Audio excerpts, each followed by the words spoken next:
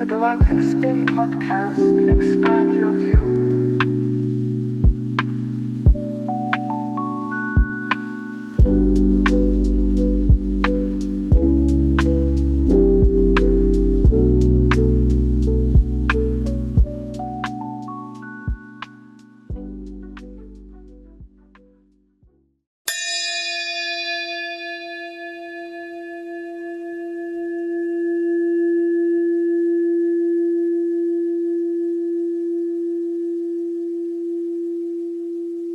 From the east, house of light, may wisdom dawn in us, so we may see all things in clarity.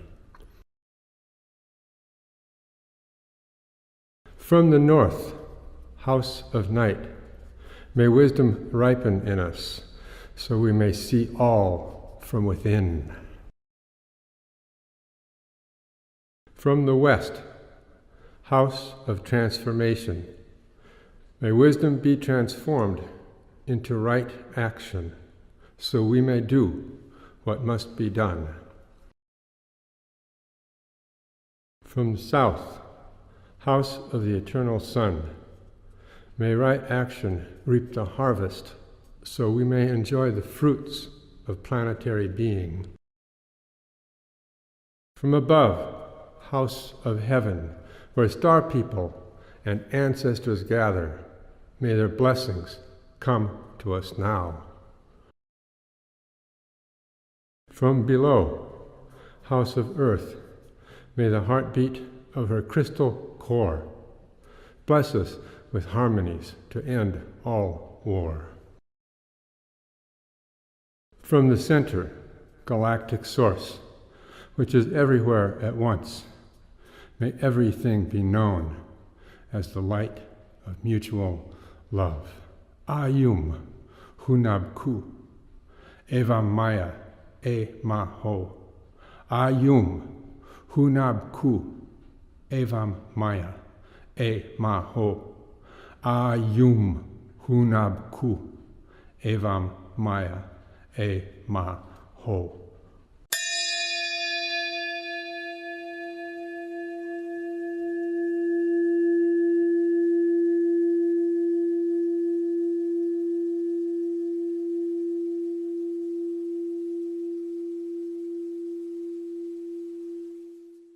Welcome to the Galactic Spin podcast, episode 2, The Evolution of Timekeeping. I'm your host, Gutierrez, with co-host and my perfect analog, Ruben Yenas, here for another fantastic episode presented by the Harmonic Factor. We'd like to give a special acknowledgement here at the top, the beautiful prayer of the 7 galactic directions, recited by Jose Arguelles, in such a beautiful and eloquent way. We're always honored to be able to bring that into our productions because we are recognizing that this is an actual ceremony. This which we are presenting and offering right now is a ceremony intended to be offered over the next year until we reach that moment we spoke of last time called the golden intersection of timelines. In light of that, we're excited to get into today's episode and present to you the Galactic Spin podcast. So with that, I would love to invite Ruben to offer some reflections as well. Yeah, thank you so much, brother, and thank you everyone who are right now tuning to this second show.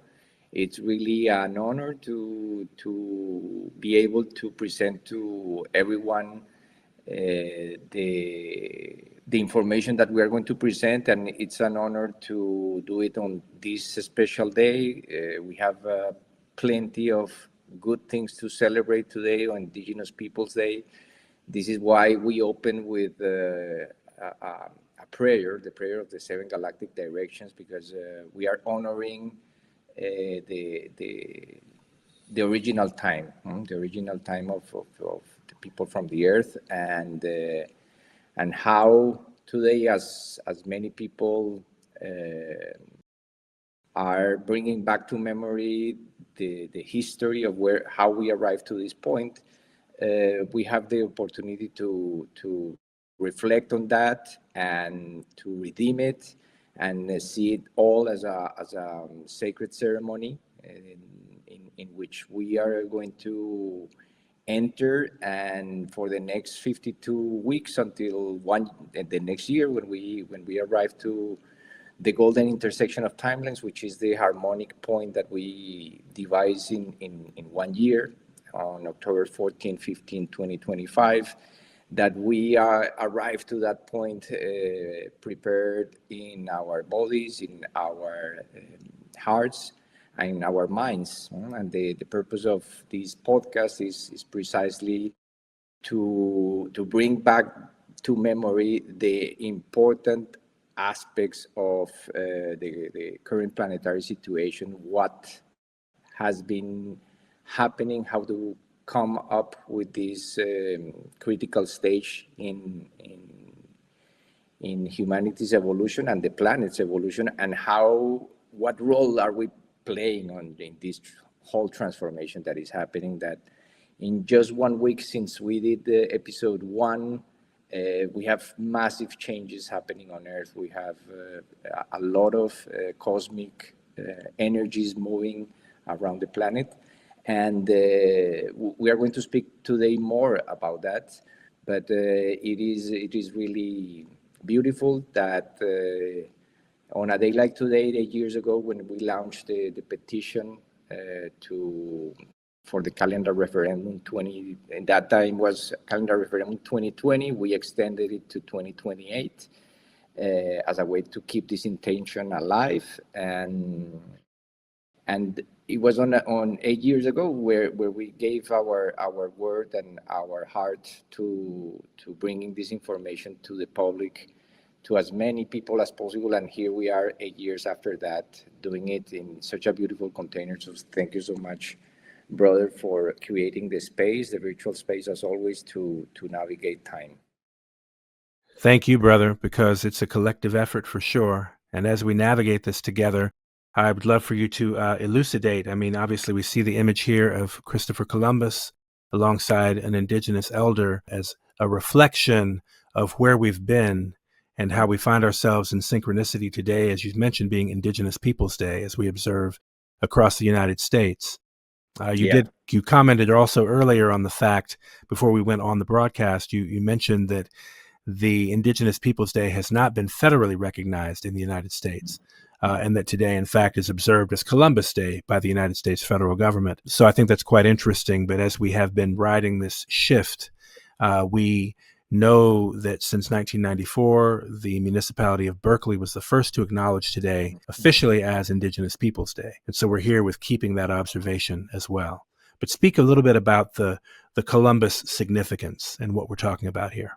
Yes, well, especially what the purpose of the podcast is also to show the synchronicity behind the events that are transpiring on Earth, and the fact that we are reaching this special holiday coinciding with the birthday or the start of the Gregorian calendar reform. We can see like two important timelines are meeting, both connected to the papal bull. Papal bull, for those people who don't understand, those were written by the Pope, and they were kind of mandates. One is the doctrine of discovery, and that papal bull was signed in the year 1492. It allowed, or probably earlier, it allowed the people from Europe to arrive to America and declare the land that they were finding in their path as property of the Catholic Church. So, and the monarchies in Europe, if those lands were not inhabited by Christians. So later, 90 years later, we have the consequences of that was another papal bull called the Papal Bull Inter Gravissimas, and that gave origin to the Gregorian calendar. And since today is the commemoration of that red area in the graphic that we are pointing there, in which October 15 is the first day of the Gregorian calendar, and the first day that this institutionalization of false time was adopted. So it is really important to connect those two memories and make them conscious. The more we make conscious the unconscious, the more we are able to transcend this duality and this perception of conflict and confrontation into harmony. And that's what the whole episode today is dedicated to: bring harmony to this day, to honor everyone who have been in any way involved with the indigenous movements of sovereignty and independence, to honor their work. And one of those people was, of course, Dr. Jose Arguelles and Loidin Burris. So we want to just honor today the information that we are going to present to all those people who have worked for the recognition of indigenous peoples and the restitution and reparation of the damages from colonization. And the Gregorian calendar is one of those damages. We invite people who are tuning in to look in our YouTube library. You will find a couple of specials on this issue with important people involved in the movement of bringing back the ancestral roots to our awareness and to honor them again. And of course, the fact that we are doing it today, while many indigenous tribes are honoring this day as a way to redeem that trauma that inflicted the trauma from colonization, that we connect with that intention and that we put this intention of healing and really transcending our differences and our traumas with an elevated heart and an elevated mind. And that places in a larger picture of evolution. Because that meeting of the two worlds that is celebrated today here in Mexico as the meeting of the cultures. It's celebrated all this week, really, because there are people who celebrate October 12th. Today is in the United States, October 14th. So all this time of the year is always honored like a time for festivities connected to this holiday, or this historical event, because it's not really, shouldn't be like a holiday, more than a day to really honor the memory of those who suffered for the application of these papal bulls. And that brings us to this larger picture that we are contemplating throughout the entire podcast, which is the transition from the biosphere to the noosphere. That's the main theme of this entire transformation. And of course, being the noosphere, the mind of the earth, and time connected to the mind. Well, this podcast has the purpose of really tuning into that planetary mind and perceive the events happening on Earth, and with the sun, the comets visiting, the planets aligning, and all that alchemy, bringing that into our worldview, so that we can interpret it and find the subtext, or what the Earth is trying to communicate. So we are in a way doing a real-time exercise in how this planetary mind is allowing us to perceive the harmony behind external worlds that for many people will appear like chaotic, but that from the level of the planetary mind, they are just part of this larger process of articulation of the planetary mind, or the activation of the noosphere. So having said that,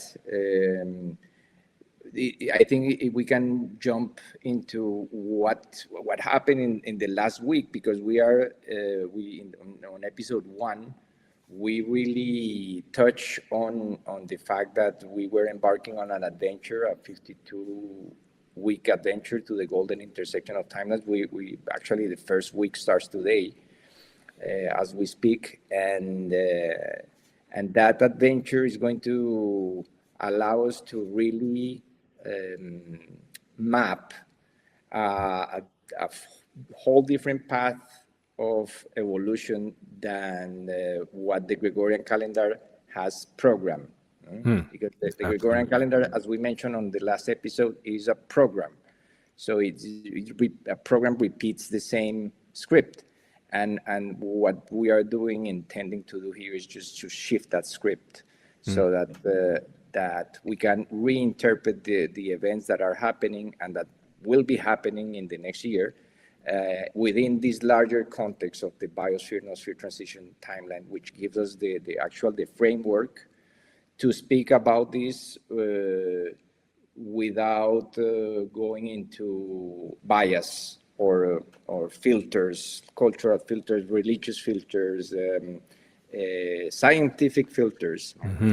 Because remember that even people, important scientists today recognize the Gregorian calendar as the most important achievement to measure time, because it corrected a former calendar with the problem of the leap year. We are going to go into detail later. But Neil deGrasse Tyson is one example of people from the academic worldview who are completely distant from this kind of information, and we are opening the container and the dialogue for this to be part of the next conversations, the conversations of the future. We are creating a new future as we speak, and today marks a distinctive point to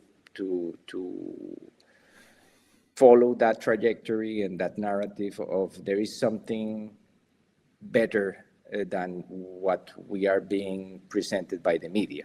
There's a larger picture here, and if we keep the focus on that larger picture, the fact that we are birthing a new human, a new species, and that we are part of that process, each one of us, to birth that collective human. And we were speaking during the last episode about the entrance into a cycle of 13 days that we are right now. Is the wave spell of the human on the 13 moon 28-day synchronometer.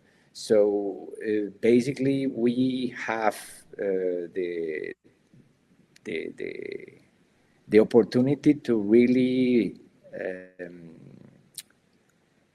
create a new, or make conscious a new level of intelligence that was not available here on Earth before 1987 and the start of the harmonic convergence and the start of the new time.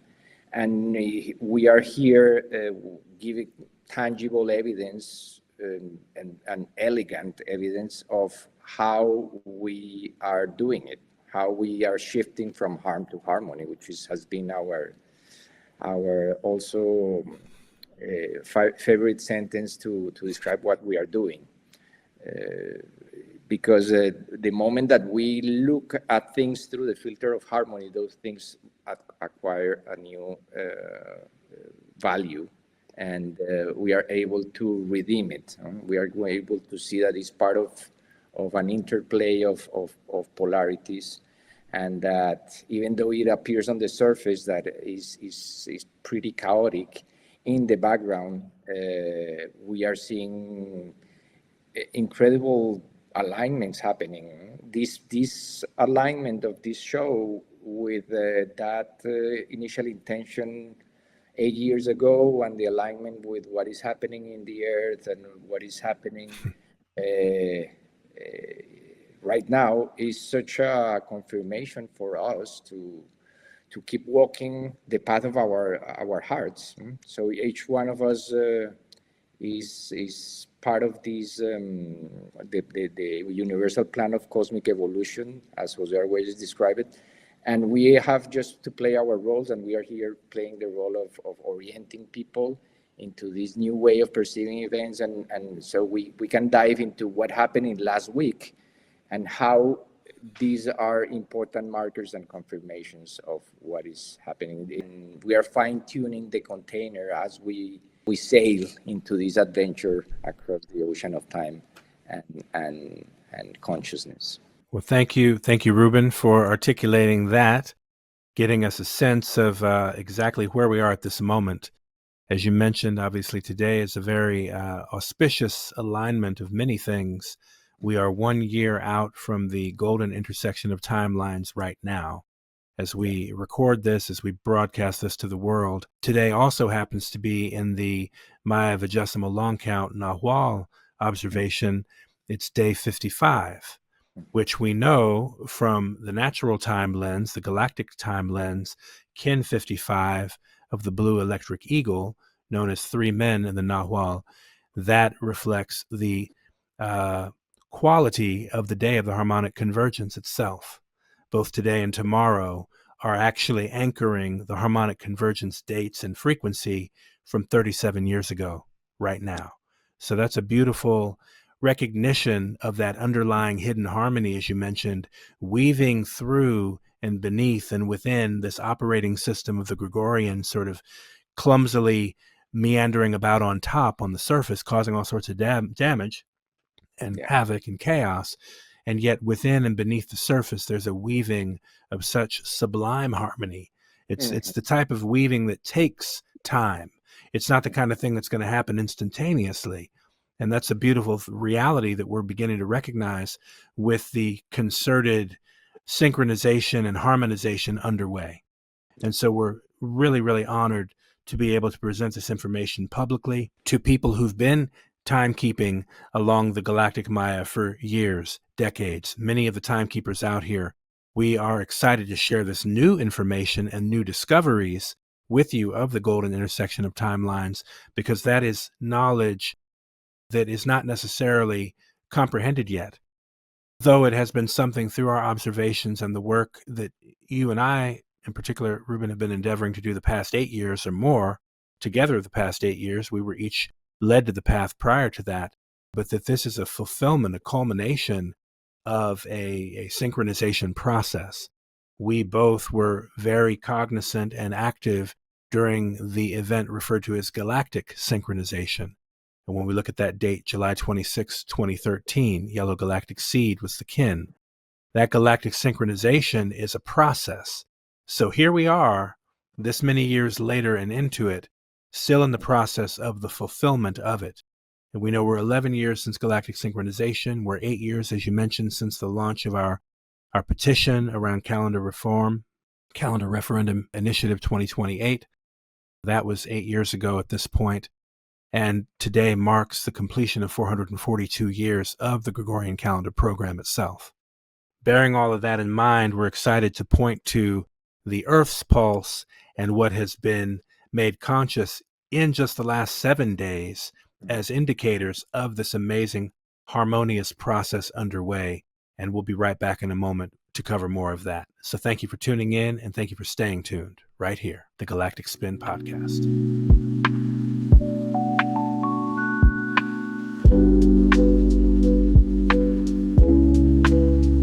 Thank you for tuning in to the Galactic Spin Podcast.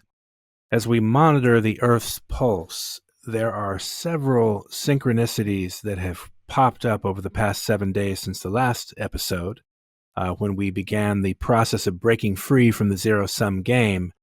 And now as we move into the evolution of timekeeping, I think we find some very interesting factors cropping up. And I'm going to allow Ruben to elaborate on this a little bit as we navigate this together. Yes, of course. Yeah, what we were saying before is that the Earth and the Sun, they have consciousness also. They communicate in a different way, and they communicate through pulses and earthquakes, movements. And usually there is a dialogue between the Sun and the Earth. So if the Sun has like activity. That activity reaches the surface of the Earth. After the last episode, during that week, we have major spike in solar activity. So we have X9 flares. We have at least, I think, 3 flares that they created a geomagnetic storm on October 9th and 10th. So those emissions of energy, they work on our biology too.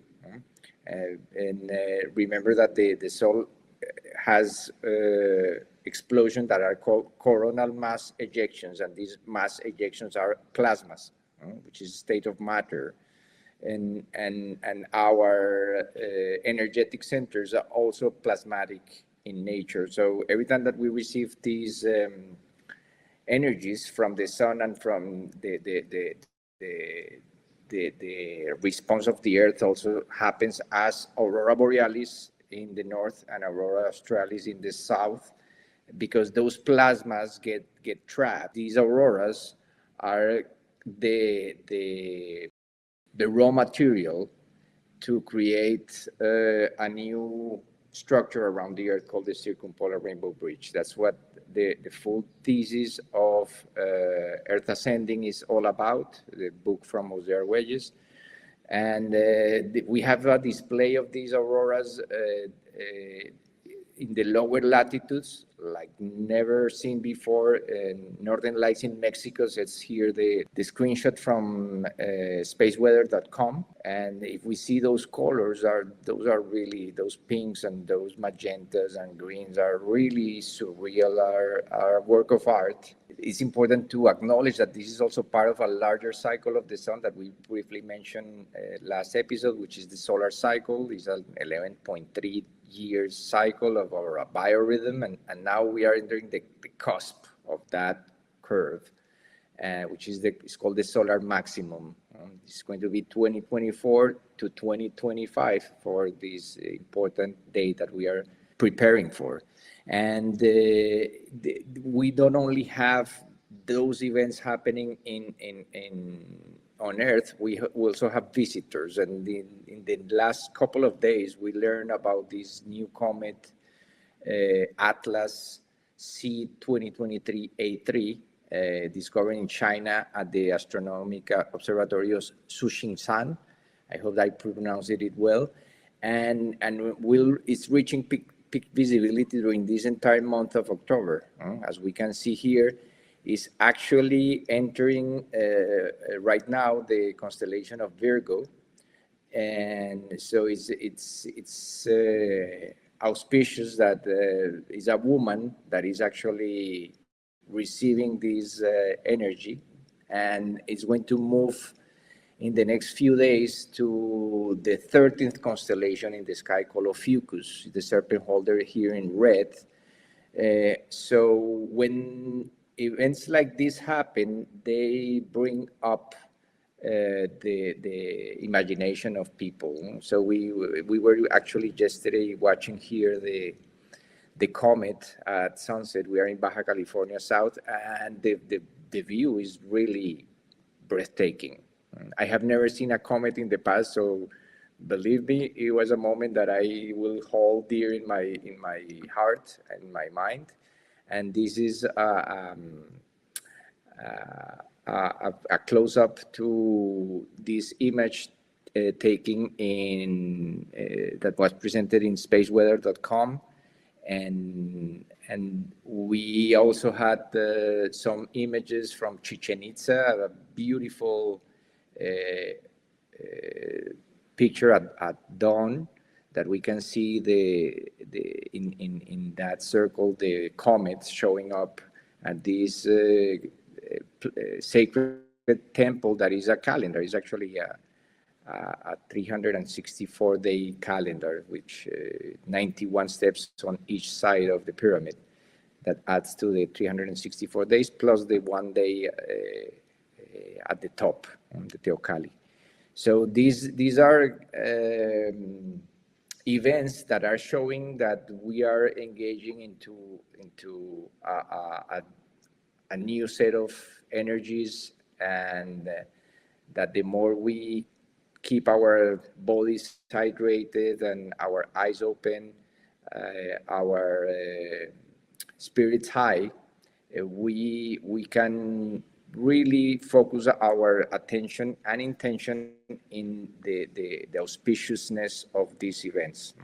That when especially when time and the earth offer a display of art like this, it's something that we shouldn't miss, because it's probably this comet is, they say wait for the next 8,000 years or something like that.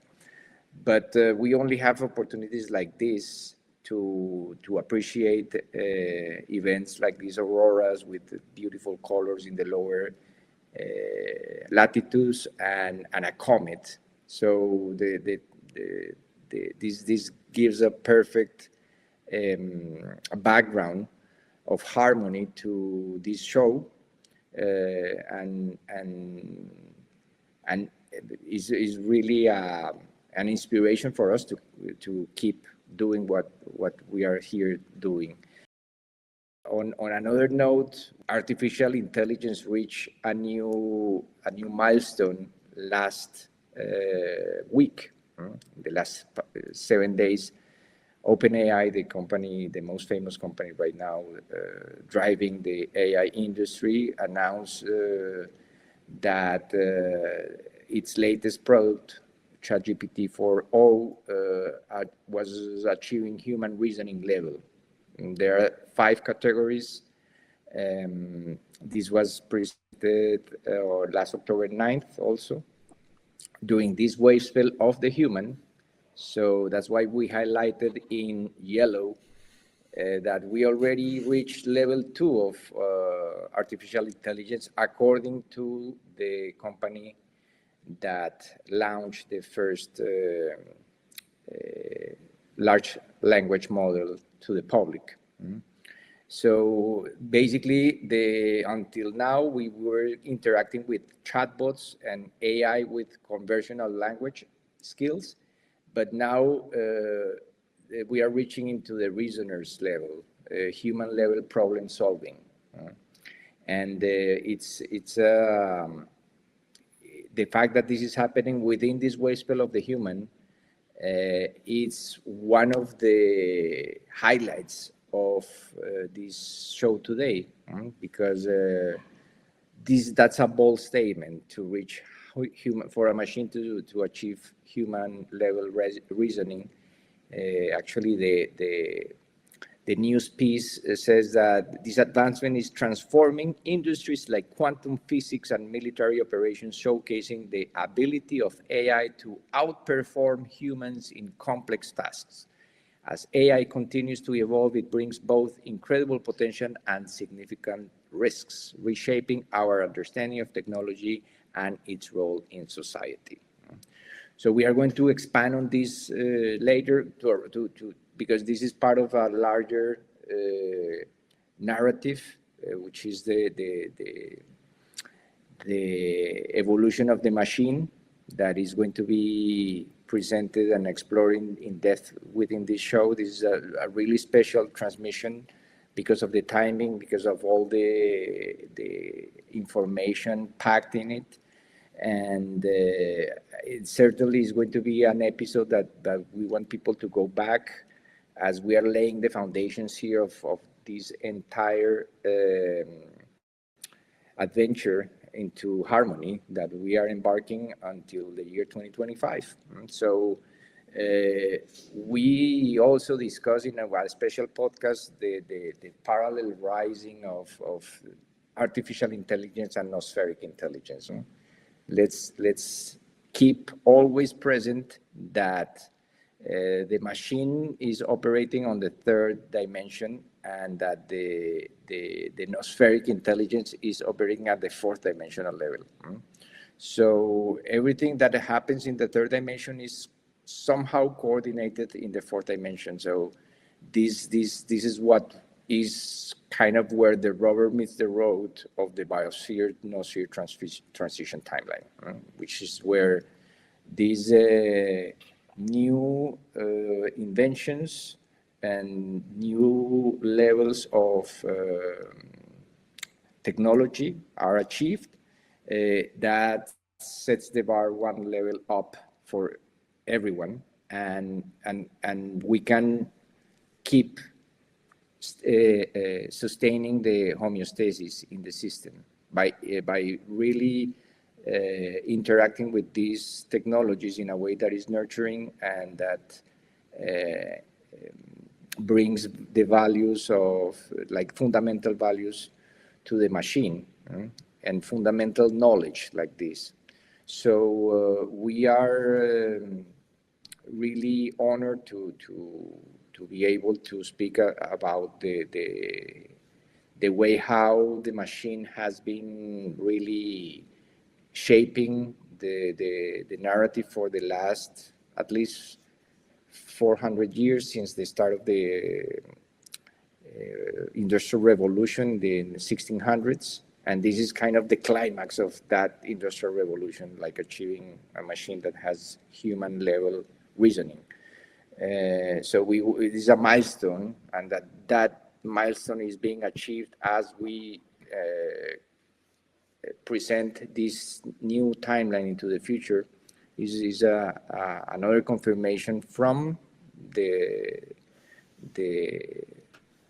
third dimensional world that there is a symbiosis taking place, a homeostasis of the process that is balancing out. This is an intelligent universe, more intelligent than the most intelligent bot.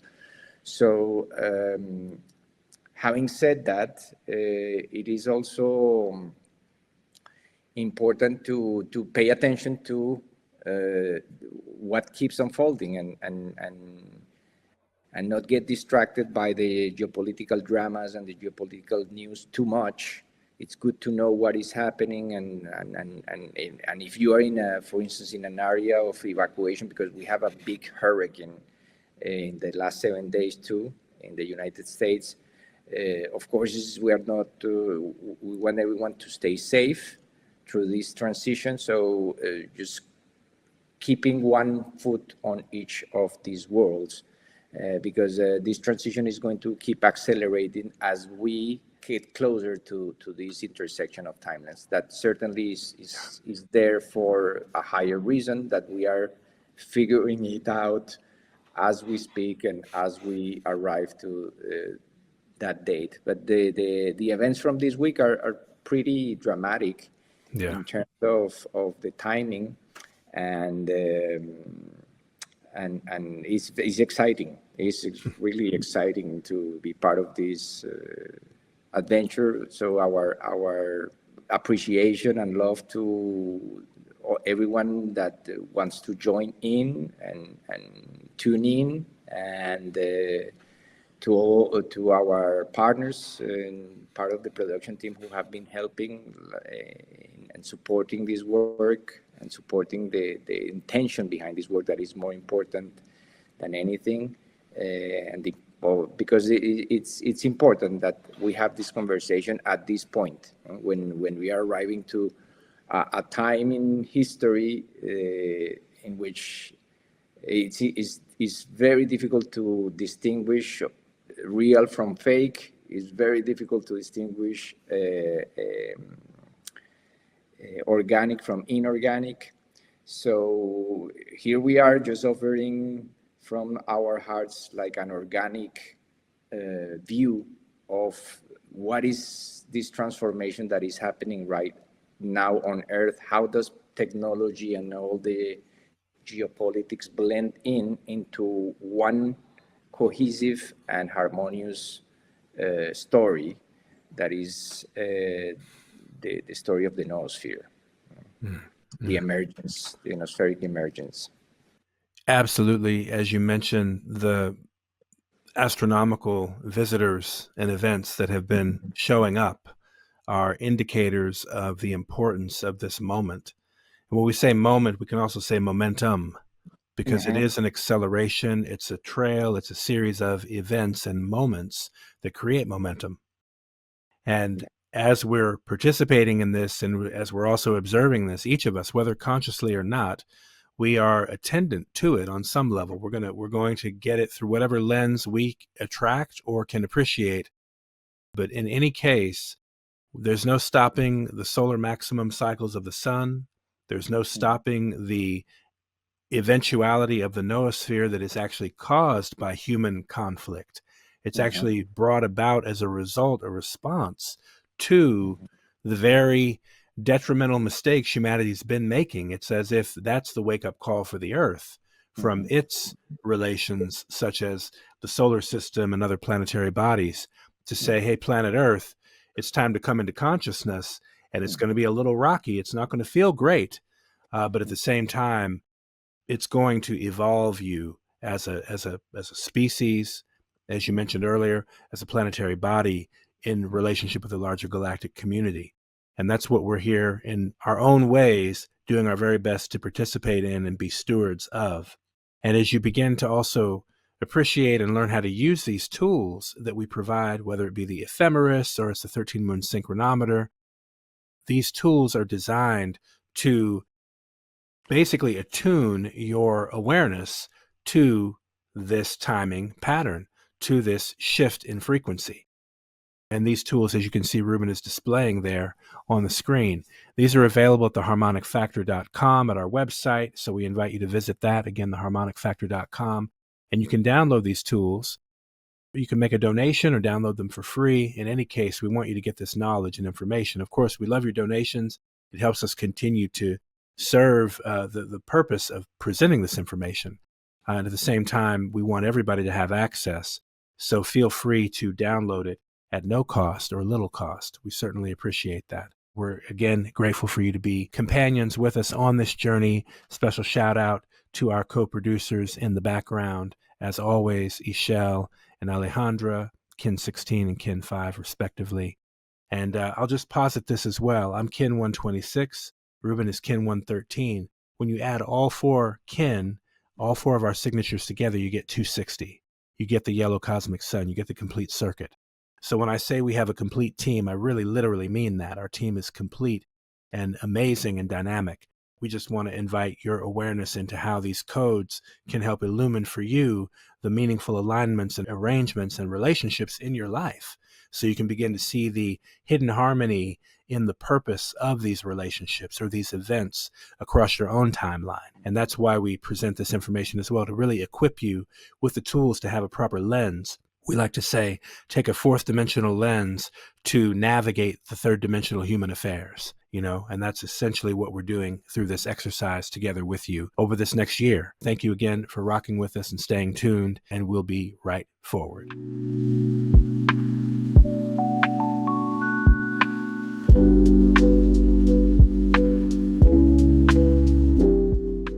Welcome back. As we sink in and tune up, we can reflect on these third dimensional events through a fourth dimensional lens. Yes, we can start this adventure in navigating the new time by identifying our map or the chart that we are going to be using, the tool that we are going to using to follow our destination in 1 year. And this is the 13 Moon 280 Harmonic Synchronometer that is available for download. The link will be in the description box. And we are currently in the year of the Blue Rhythmic Storm. The Blue Rhythmic Storm means that we are completing, since July 26, we enter into new Sirius cycle 1.37. This Sirius cycle is connected to a 52-year orbit of the star Sirius B around Sirius A. So we are in that 37th orbit since we started measuring time in this way. And this year started, as I mentioned before, on July 26, 2024, with the heliacal rising of the star Sirius at 19.5 latitude north. So that day was the day 6 storm, which you see here in blue, and that is named the Blue Rhythmic Storm. This day, because it's the one that opens the year, is what is called the year bearer.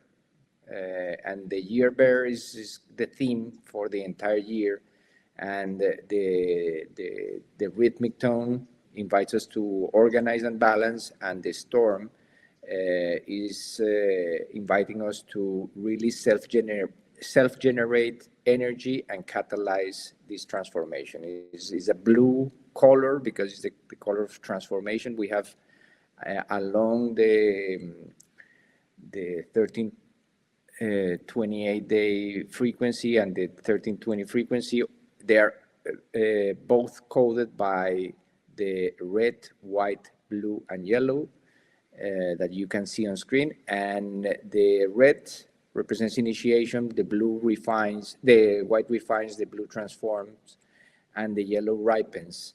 And so this is a year for transformation. Basically, this is a year that we are already transforming. And in the next slide, we see that this entire year also has a theme, because since time is fractal, we follow a fractal of 13-day cycles as 13 moon cycles.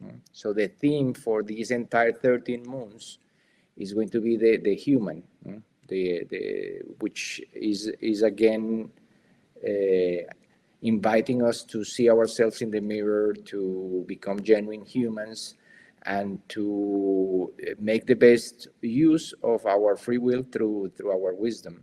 Those are the energies or the themes for this year. So this is the electric moon, which is basically corresponds to the third moon of the year.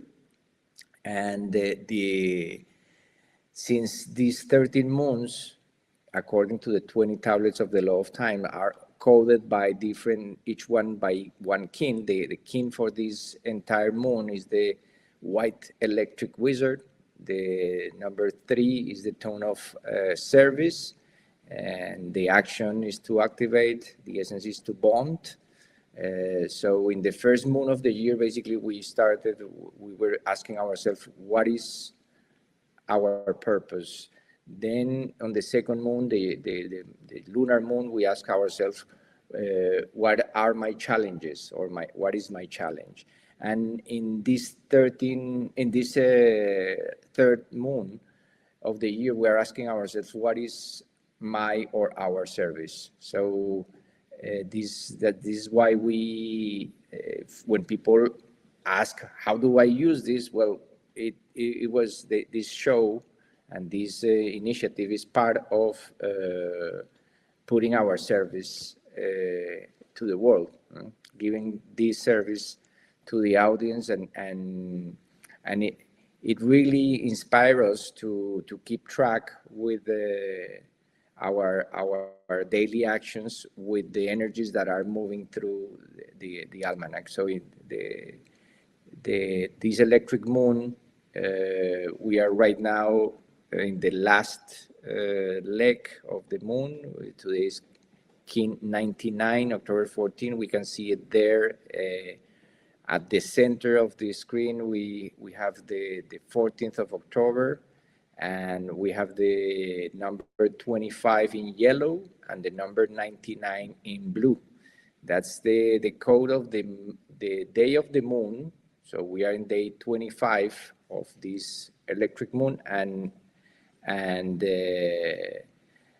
the kin 99 on the 260-day count. So these are reference or guides to measure different cycles of the Earth. The one on the upper left of each of the squares connects us to the lunar solar frequency of every 365 days. There is a solar orbit, and during that orbit, 13 rotations of the moon around the Earth.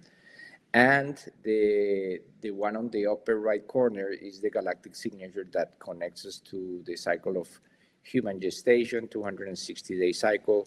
So they are both measuring our biorhythm, and those are the coordinates for today. In exactly 3 days, we will be closing this electric moon, and we will start the 4th moon of the year. And synchronicity is here key because we can see that there is a full moon on October 17th. So basically, this electric moon is going to close with a full moon. This doesn't always happen because the actual cycle of it's called the synodic cycle of the moon. The cycle of the senses is 29.5 days, and the sidereal is 27.5 days. So 28 is really that midpoint in between the two cycles that we use as a measure of harmony to connect with both cycles, with the sidereal and the synodic cycle. But when the synodic cycle synchronized with the mathematical constant of 28, well, that's an extra bonus. And here we are, like we were before the show, we were recalling that a year ago, we were speaking about this same subject on social media, on our Facebook and Instagram pages, about the 441 years of the Gregorian calendar that was closing on a day like today, a year ago, on a annular solar eclipse, on a new moon, of course, because the solar eclipses, they take place during new moon. So that is one layer of confirmation that natural cycles are synchronizing with these milestones and these important dates, because 441 years is the closing of a major milestone of 21 cycles of 21 years each. This is an important number, is the square of 21. So that's a container. That's what is called a holographic time container. We have different holographic time containers. The moon is one holographic time container with 28 mansions. And we can notice in this container that the first day of the moon and the last day of the moon, they were both connected to the Gregorian calendar, because as we will go deeper in our show today, our presentation, we will see that it was on a day like the one signal on the top right, Kin 230, that we completed 619 Solkins from day one of the Gregorian calendar, October 15, 1582.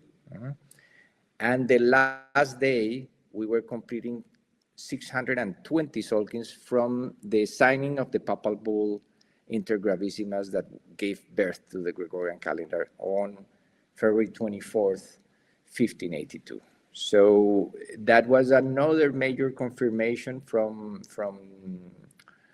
the fourth dimensional codes that this was supposed to close an important holographic stage for the planet and for us in our personal work. And here we are 1 year after this amazing synchronization of markers. On the human wasteful, we are here highlighting in green all the harmonic milestones that we are right now transiting. And these, as we can see on this graphic that shows the current day cycle with the Gregorian day on top, the new Sirius date below, and the Kin number below that with its corresponding glyph and tone. It gives us like a short or the immediate path that we are walking, the path of the human, the path of influence, wisdom, and free will. And within this path, we are on the 8th step of the path, which is the blue galactic storm. And tomorrow, the yellow solar sun will mark the completion of these 442 years of the Gregorian reform. So it's a very auspicious time because this wave spell also ends on the long count marker 13.0.12.0.08 half.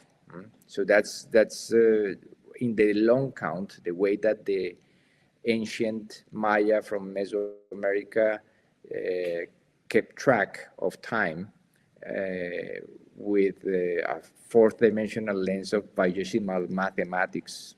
I mean, when we say vigesimal mathematics, is mathematics base 20. It's a set of mathematics that we are not used to. That's why these numbers, they look probably new or awkward for some people, but those positional markers are key to really comprehend the vastness and the harmonic interconnection of the cycles. So the first container is the 13 in that date, refers to stages of or periods of approximately 400 years. It's really 144,000 days. The second container refers to cycles called Katun, 7,200 days. The third one, which is the one that we are reaching a milestone on the last day of this wave spell, on King 104, is the tune cycle. That's why we make emphasis on tuning up, because we are really synchronizing with this cycle of 360. It gives us like a very detailed microscopic lens on what is going on behind the scenes. And thanks to the work of Dr. Jose Arguelles, we can identify these markers as important, because basically it's giving us the entrance to the last or the 13th period of a set of 13, like this hologram, of cycles of 360 days until December 21st, 2012. From December 21st, 2012 to October 14, 15, 2025, we will complete a cycle of 360 days. And that is going to allow us to really perceive the multi-dimensional nature of this portal, because in future episodes we will be sharing way more details about it, but on today's video we are going to explore in detail why today is important, why the year of the Gregorian calendar was also in a way positioned within the 260 kin matrix in unique sets of coordinates that allows us to see the harmony and the order behind this future date and behind the past also, because these are markers that are showing with great elegance and clarity, without shadow of doubt, that we are navigating a harmonious timeline, or at least a timeline that is guided or orchestrated by a higher intelligence that coordinates the cycle of the earth, of cycles of evolution, and that the Maya were so good to measure and leave record in their temples and codices. So we are now like having an opportunity to really dive into this ancient science, and today's video will kind of open up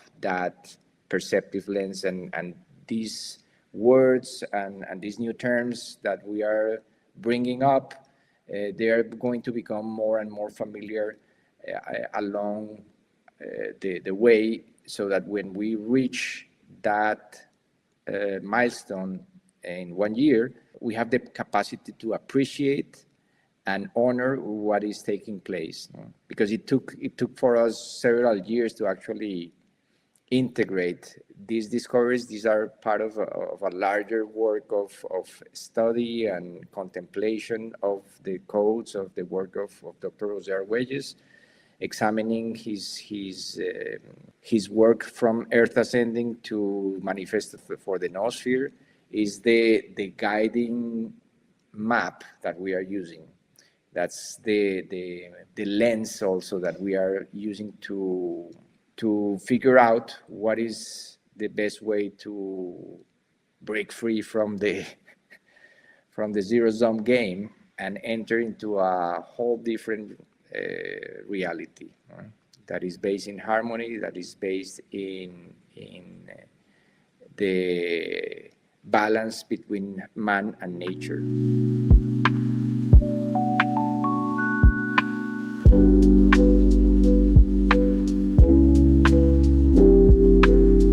Today we are going to speak about the different changes in the way that we measure time that we have experienced in the last 5,000 years or so. And in order to do that, we are going to use this map as a reference guide, as it is a harmonious or a harmonic way to present history. Using this map will allow us to establish important points within the timeline that we will not have the chance to appreciate if we were using linear time or the Gregorian calendar or any other tool or device to measure time. So what we are seeing on screen is called the 13 Backtune cycle or wave harmonic of history. It was presented by Dr. Jose Arguelles in his groundbreaking book, The Mayan Factor, back in 1987. On it, we can see or appreciate the process of evolution of civilization on Earth mapped along 13 stages of evolution. Those 13 stages are called backtunes, and each of those backtunes is comprised by 20 periods of approximately 20 years, that is one generation. So basically in each of these columns dividing this map, there is around 400 years or what we can say 20 generations, if we take one generation as 20 years. So on this map, each of these periods marks like a qualitative or quantitative shift in human consciousness and its impact on civilization. So the beginning point of this map is Katun 1, 3113 BC, and if we read the map from top to bottom and from left to right, we end up on Katun 260. That was the entrance to the year 2012. And as I mentioned, this is a 51,025 years period. The Maya used to map these periods as tun, which a tun is a cycle of 360 days, is 5 days short of a tropical year. And that makes calculations way easier and allows us to see harmonic patterns along the timeline. So this in this map, we are using a fractal scale like we do on geographic maps, and as I mentioned before, what we see in each of the units of the 260 units is approximately one generation or 20 years. To be exact, is 7,200 days. And what we are going to do is go from the beginning to the end of the timeline and show where the most important calendrical reforms were done. So in order to start, we need to make clear that the first stage of modern timekeeping starts in Babylon around the year 3113 BC. This established what we call the error in time, which is the Babylonian division of time as a space in a circle. What we see here at the beginning, the wheel of the clock, or the division of space in 12 sectors, That's when Dr. Jose Arguelles said that time was trapped in the third dimension. So the idea is to unlock that error, that trap, redeem it, and in order to do that, we need to go through the different stages that this process of distortion of the way that we perceive time started. So original Babylonian calendars when we are speaking about here Egypt, Mesopotamia, and the civilizations of the Far West, they were using mostly advanced calendars that were tracking the cycles of the moon. In the case of the Chinese and the Hebrew, they have lunar calendars that they still use today. The Islamic people also use lunar calendars, and Babylonian time is also based in masculine power. So these lunar calendars were basically appropriated by the male priest class, and even though they were measuring periods of approximately one moon, they use this division to exert control over the population. So what we see here is that in the year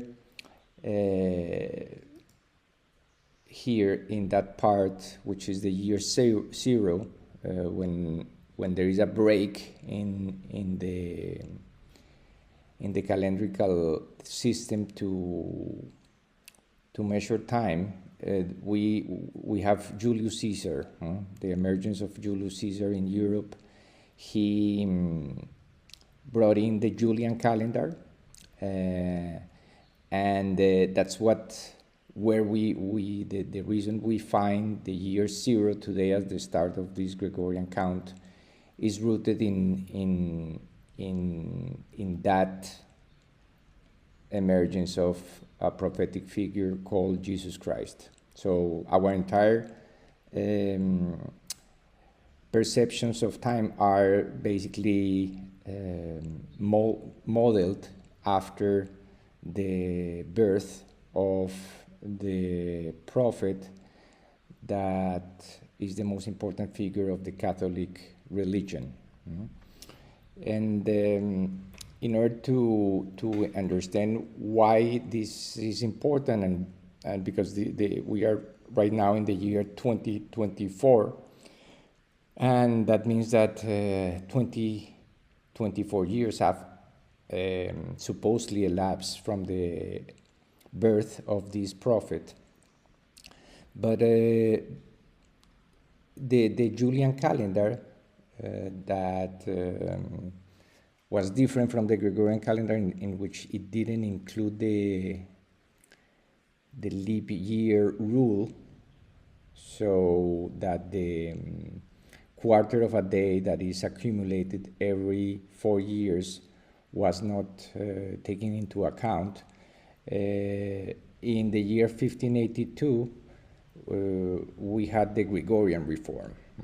So in that year, the distortion of the cycles of time really reached a climax, because the Gregorian calendar, instead of measuring regular periods of 30 days plus 5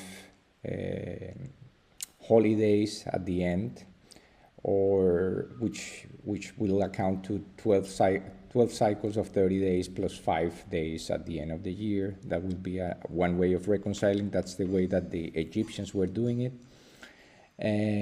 From that way of reconciling time, we ended up measuring 13 irregular months of 28, 29, 30, or 31 days each. And this Gregorian reform is the one that is still in place, and this basically these three stages of the calendrical systems that have been driving the history of humankind is basically a cover-up of harmony. So that we say, or Dr. Arguelles says, that the Baktun 13, which started in the year 1618 to 2012, that was the period comprised between these 20 cycles of 7,200 days, is basically the period where most of the transformation of the Industrial Revolution took place. It's called the mechanization of time, the Baktun of the mechanization of time, or the Baktun of the transformation of matter, because it's when the atomic energy was discovered and when the Industrial Revolution really started to accelerate at an exponential rate, bringing us to where we are today. So this Gregorian reform was also accompanied by the emergence of the mechanical clock, which is the microprogram. But in this way, this harmonic set of cycles was covered by a fog of confusion. Let's remember that Julius Caesar, the Julian reform, which gave rise to the Second Babel. So Dr. Jose Arguelles basically described this period as the progressive building of the Tower of Babel. And this Tower of Babel, which is basically the word Babel, for those who don't understand or are not familiar, it means confusion. So it was basically, it's a whole analogy, biblical analogy, to describe how humankind has been confused. And the confusion stems from what we mentioned at the beginning, the error in time, this division of time as space. That's the start of the confusion, and then from that confusion it got really distorted until we arrived to the Vatican and the Gregorian reform. So these are these three stages of Babel. We have Babel 1 that goes from the year minus 3113 BC to the year 0 approximately, and it's the evolution of 12-month lunar calendars. And then we have the second Babel that goes from year 0 to 1582 and the Gregorian reform, and that encompass the Julian calendar. And from 1582 to current date, we have been using the Gregorian calendar. So what is interesting about this is that, as we can see, changes always occur at the end of these 20 cycles of approximately 20 years each of 20 cartoons. So the Julian reform took place here in the year 0. The Gregorian reform took place here at the end of this 12th Baktun, and the start of Baktun 13, which was this arrival of the mechanical clock and the start of the European colonization of the movement, the clash of cultures between the New World and the Old World, took place in that period. And at the end of that period, the last 40 years, we have Katun 259 and Katun 260, and that's when we have a new dispensation of time that basically redeems all the distortion from the past misuse of time, misperceptions of time.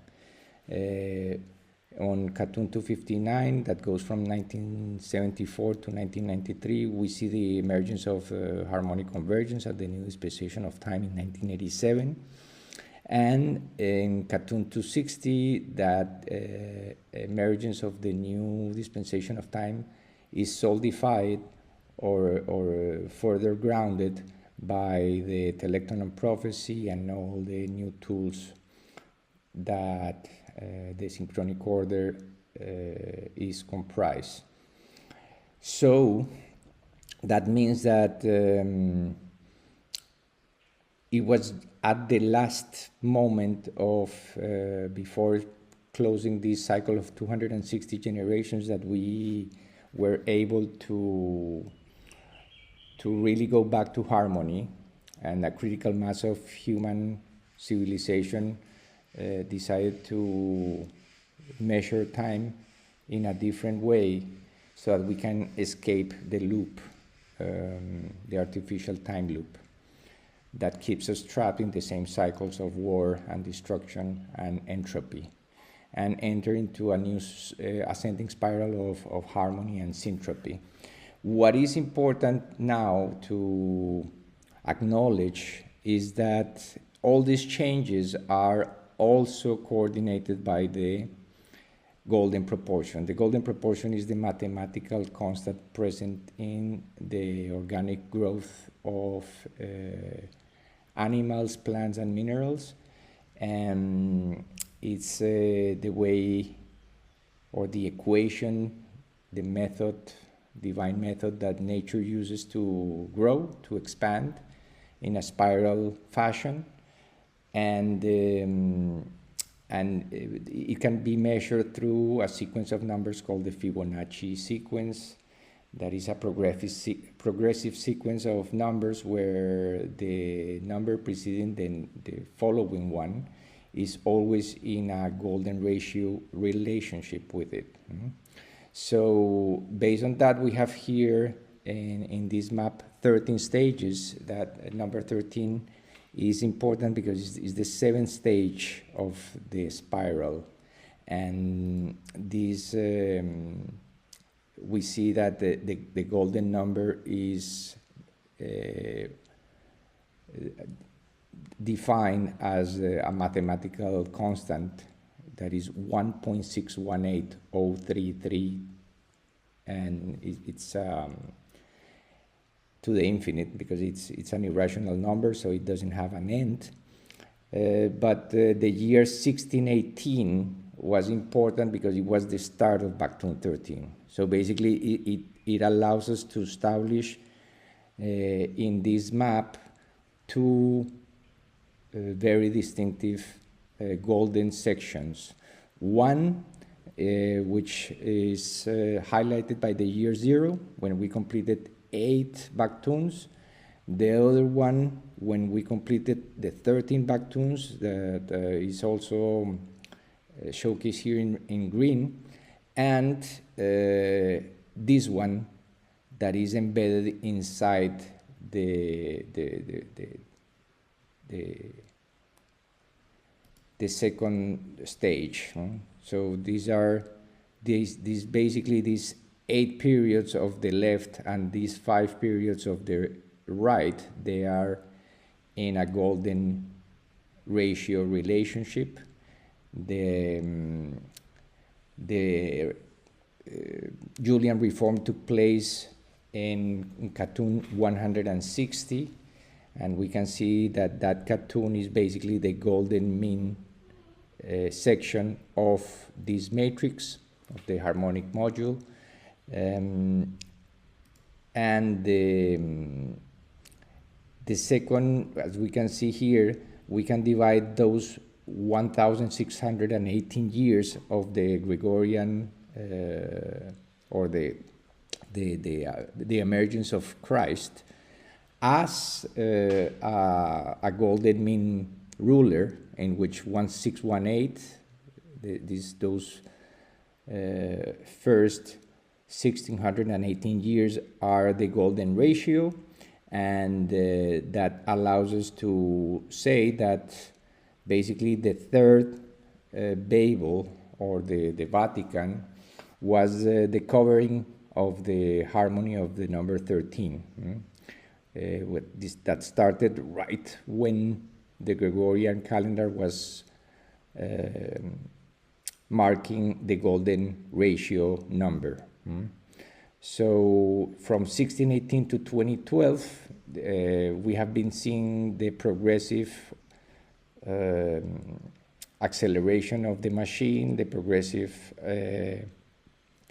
emergence of technologies that are rendering human beings less and less able to figure it out life, because the artificial time matrix creates like a noise that doesn't, or a mental fog that doesn't allow us to fully grasp the nature of time and reality.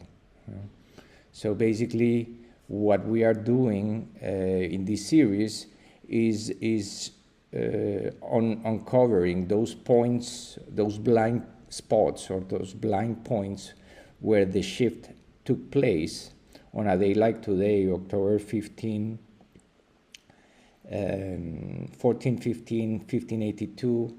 The Gregorian calendar started. As we record this video, we are completing precisely 442 years from that initial point.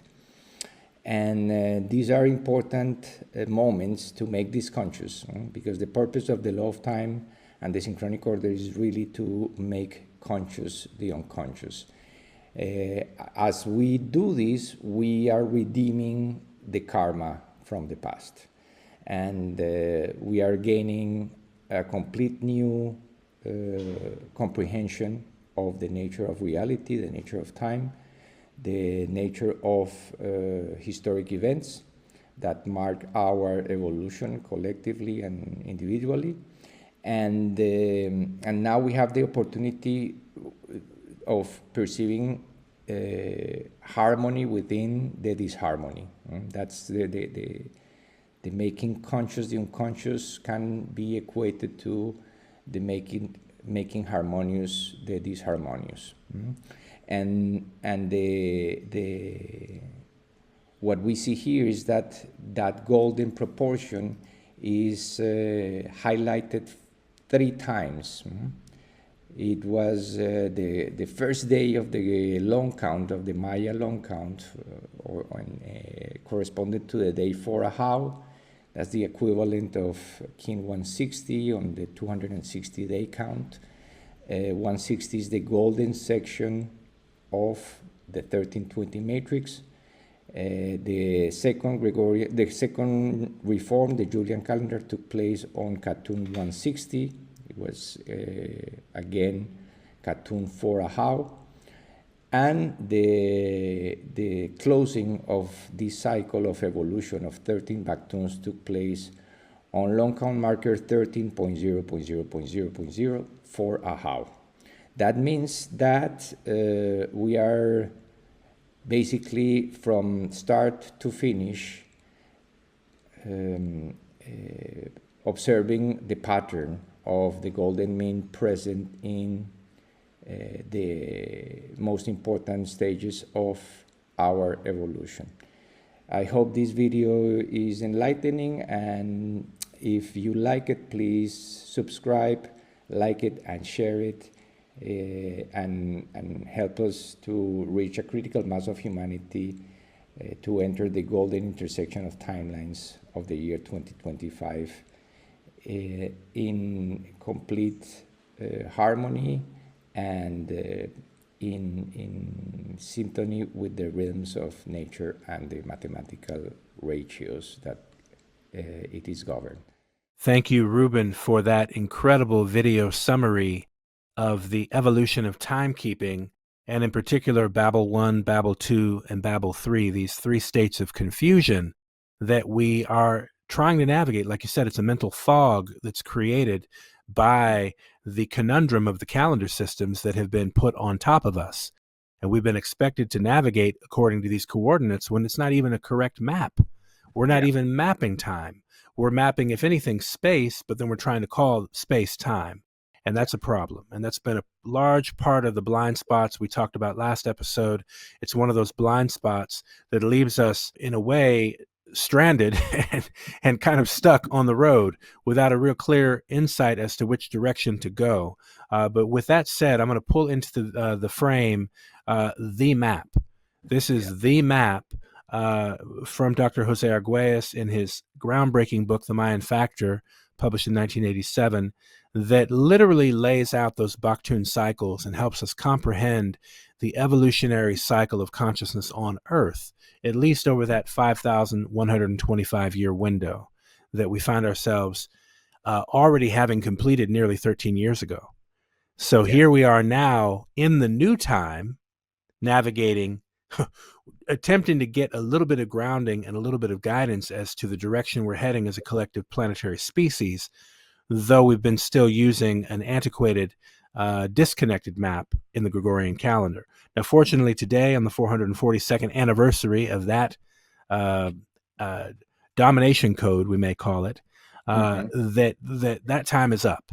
And we've known that time is up. That time actually was up in the year 2012. Some might even argue that time was up in the year 2001 with the end of history in that historical event that we refer to as 9/11.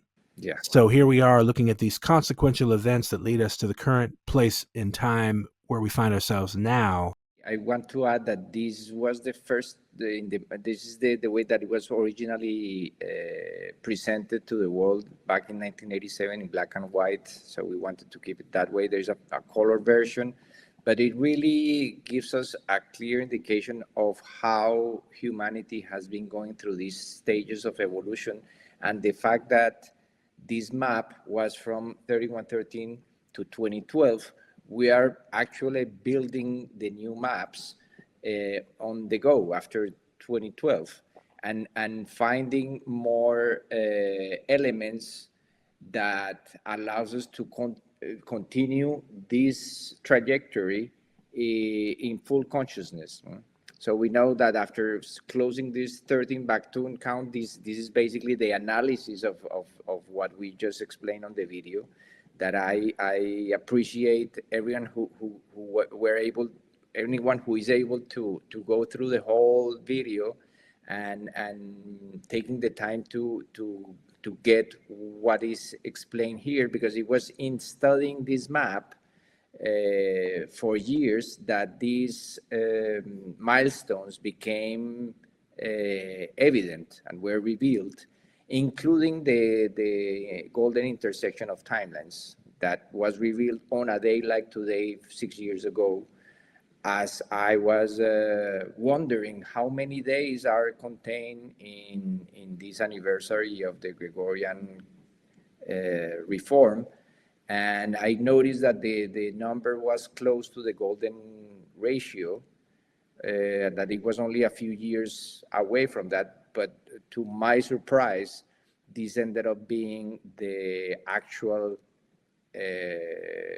precise golden number that is going to take place on the 443rd anniversary. So basically the discovery is that we have a perfect golden number containing 443 years. No matter which calendar we use to measure those solar orbits, we always will have in 443 solar orbits the golden number. So this anniversary of the Gregorian calendar, we were making conscious that these 442 years were preceded last year by auspicious alignments at the start of the and the end. And in the next two slides, we can see those dates highlighted. The last electric moon of last year was closing on this kin 257 10 Earth. That's when the papal bull was issued. And this papal bull, what really created is that 10 days were lost in time to put the calendar against in tune with the seasons. But we need to understand that it was only until October 15, and that's why it's highlighted here, that the confusion of missing these 10 days starts. So it was planned or executed into law in 1552, but only really applied in reality until October 15, 1582, when people went to sleep October 4th, Julian, and woke up October 15, Gregorian. That gap creates like also another layer of mental fog, because for astronomical events, it's difficult to reconcile those 10 days of difference that today are 13 because of the accumulation of the extra fractions of a day. So, for instance, an event like October 12, 1492, the position of the stars and the planets does not reflect the position of October 12, 2024. This means that there is a space-time distortion that it creates, and that's why astronomical software uses Julian dates to work alignments and to really make a distinction between before October 15, 1582 and after. Actually, if we go to any time calculator to calculate a date of, for instance, October 14, 1582, it will bring an error, the software, because those days don't exist in the software or are not accounted for. Call it the error in time. Yes, it's part of the error in time, or this Babylonian. What was explained in the video is that this was a way of trapping in those 12 sectors that we see here, trapping time. 12 months, 12 hours on the clock, and this is a summary of what took place when this calendar was institutionalized in the New World. This is a quote from Dr. Jose Arguelles, and he speaks about the importance of the 3 C's of this artificial timing frequency known as 1260. And those 3 C's stands for the clock, the calendar, and circumnavigation. So those are the 3 factors that combined led to the current planetary crisis that we are now in, because it locked society into this timeline that we are dissecting and mapping along harmonic templates so that we can find the harmony, like the 28-year cycle that we briefly covered in last episode. That's baked into the equations to find where these important convergence of timelines take place. Absolutely. There is a new term called in the Time at the Technosphere, the book from Jose Arguelles from 2002. It's called chronotopology. So these events define a new chronotopology. The papal bulls defined the current chronotopology from the start. So what we are doing is really going to the root, which is the program, the papal bull, and then to the implementation of, or the execution of that program, which is the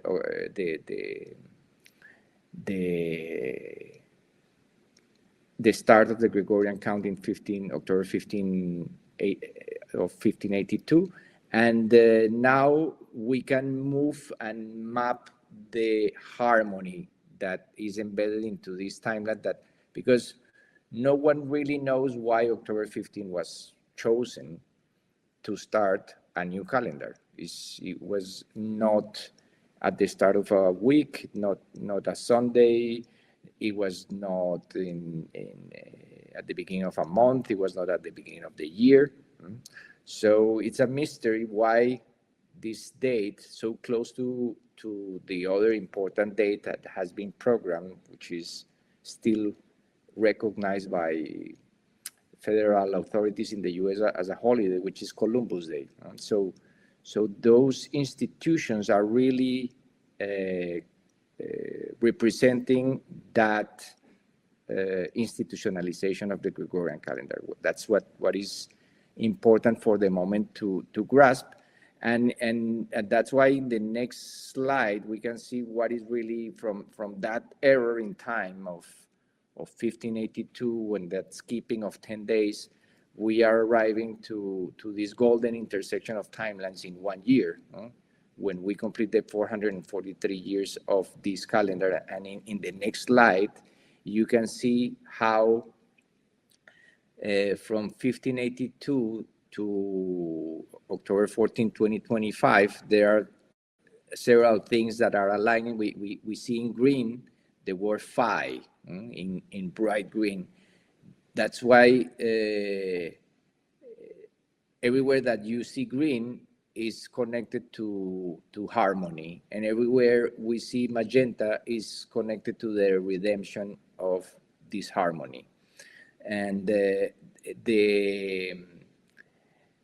timeline is showing us the start and the end, and in the middle is the golden section of that period of 100,000 days and 61,803 days.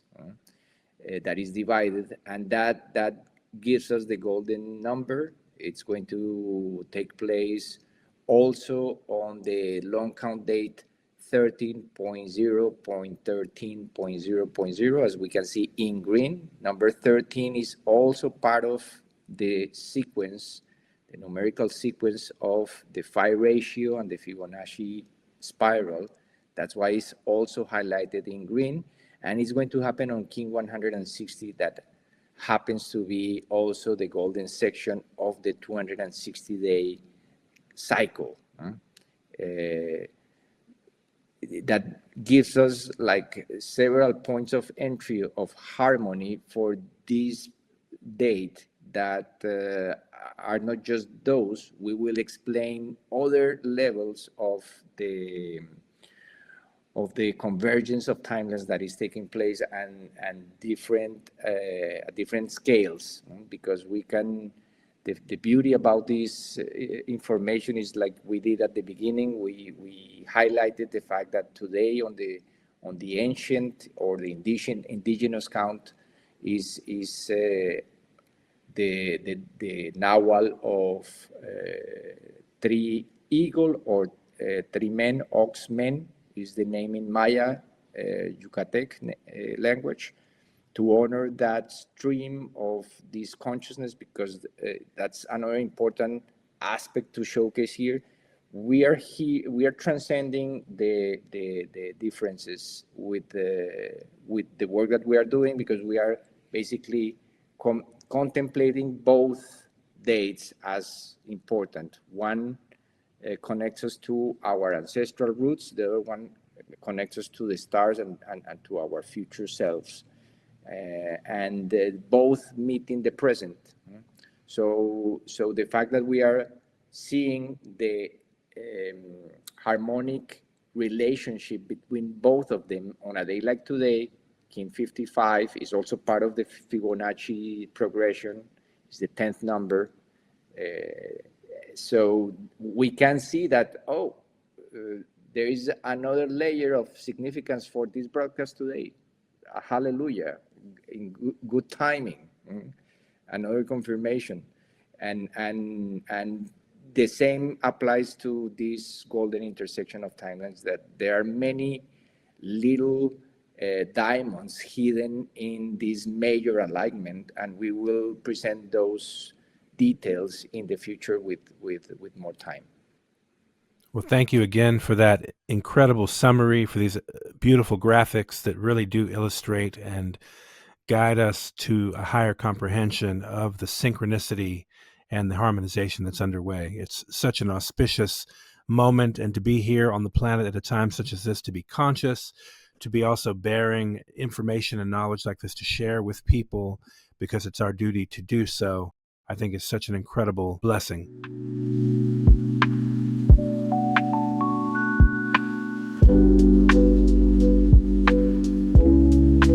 What's next? That's the big question. What's next? I mean, on some level, I want to answer that question by posing that question. You tell us what's next. We're presenting a whole lot of interesting information to you. I would even dare say new science, new language, new mathematics, a new lens with which to make sense of all of this information. So the what's next is something only you can really answer.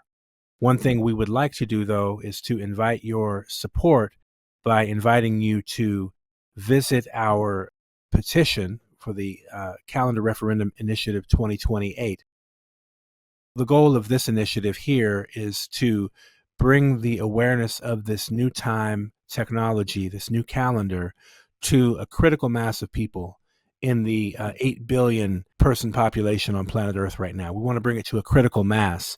Now, we do identify that number as a relatively small number in comparison of 144,000, but hopefully you're also appreciating the power of the fractal nature of numbers to know, for example, we've been keeping a count leading up to the golden intersection of timelines for what will at that point have been 1,440 days.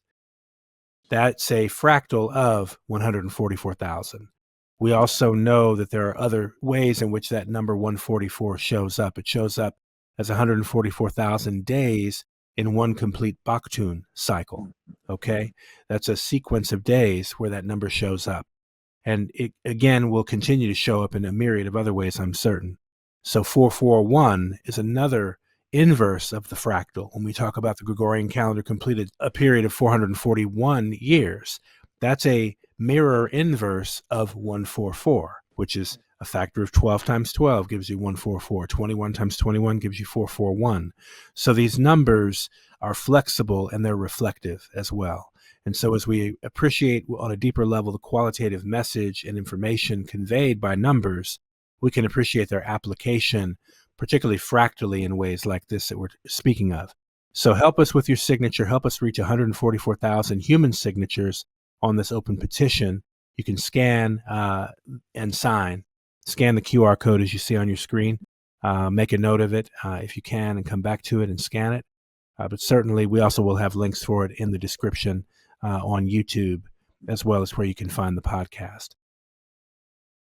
I'd like to also ask Ruben, what's next? I know we want to announce the global meditation. Yes, and well, we will always have like a wider lens to perceive what is next, and an immediate lens, because everything is happening really, really fast, and everyday life is accelerating, and we want to now that people are being called to sign the petition, that ask them to really make this part of the conversation in the next days, the next year, like make this really a subject of interest. That's what we want to really present here, is the opportunity that we have in 1 year to enter into a whole different understanding of time. So that's a great question. What's next? I invite everyone to also to contemplate that question.